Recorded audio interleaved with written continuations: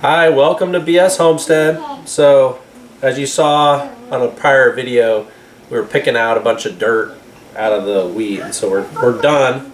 And you can see right down here we have all this wheat that has got no dirt in it, but there's still little bits of chaff around some of the wheat berries, and we're gonna try something out today and experiment to see if we can get the chaff out of there. So you see right here there's an example of a little bit of a wheat berry surrounded with a little bit of chaff.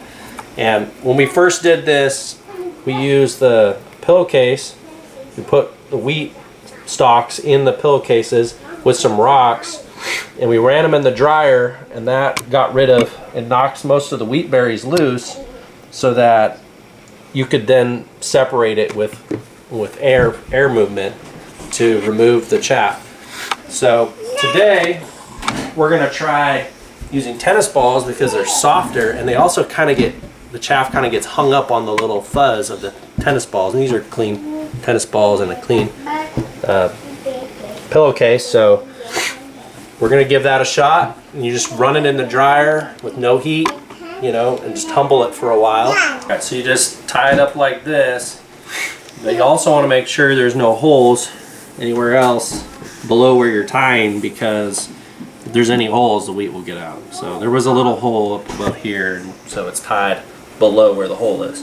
You also, a lot of times you want to put a little rope or string here too, because sometimes this can kind of untie itself. So we're going to try to tie this up and keep it from undoing. You can use ropes, zip ties, whatever you need to do to keep this from coming out. So we're going to put this in the dryer here and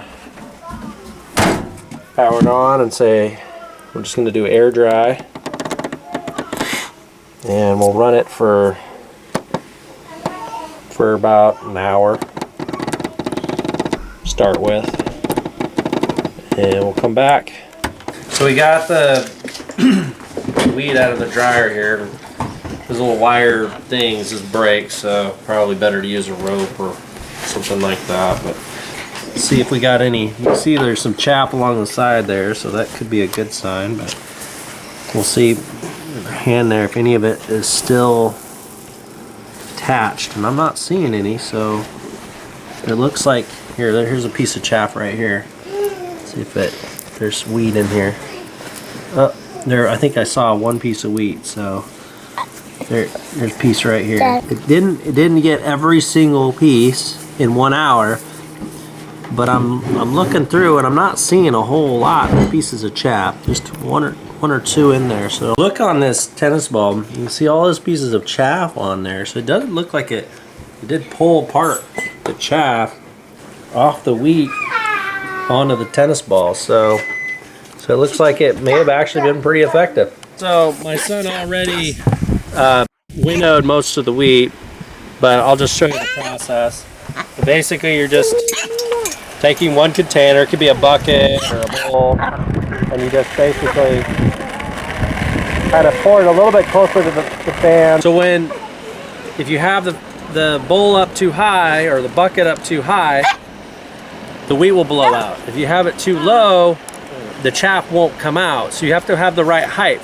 And also with the wind, you can use a regular wind outside without a fan.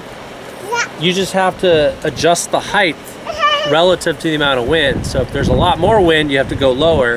If there's less wind, you have to go higher. But basically you're just kind of feeling it out. So I start low and see if the chaff gets blown away. But you want to pour it at a steady pace, because if you blow too fast, it won't let the chaff blow away. The wheat kind of carries the chaff in with it.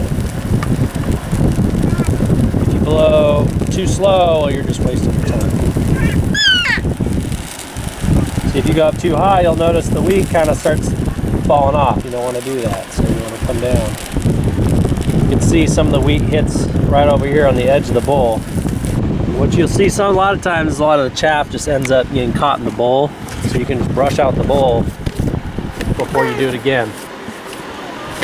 And then you can just do the same thing again, going the other direction. Now if you did a pretty good job, you shouldn't have to do this that many times. As you finish, you might notice something in there like that kind of got caught behind, like a piece of grass pollen or something, and you can make those not get caught.